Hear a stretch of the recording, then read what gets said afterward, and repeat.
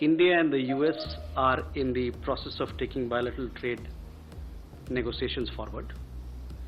The two governments are actively working to build a framework for the BTA, which would aim to expand trade, enhance market access, reduce tariff and non-tariff barriers.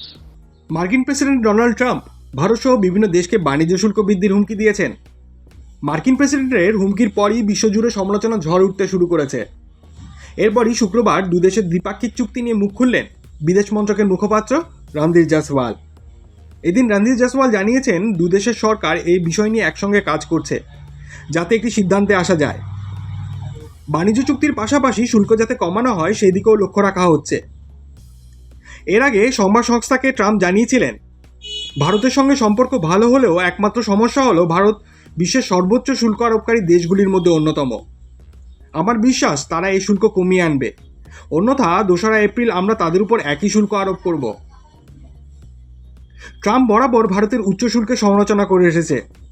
ভারতকে শুল্কের রাজা বলেও সম্বোধন করেছেন Trump.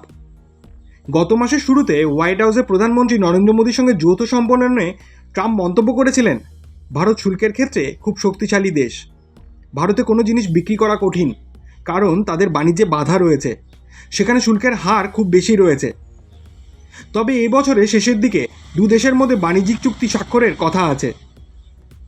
2030 সালের মধ্যে মোট দ্বিপাক্ষিক বাণিজ্য দ্বিগুণ করে $500 বিলিয়ন উন্নীত করার পরিকল্পনা রয়েছে ওয়াশিংটন এবং দিল্লির মধ্যে।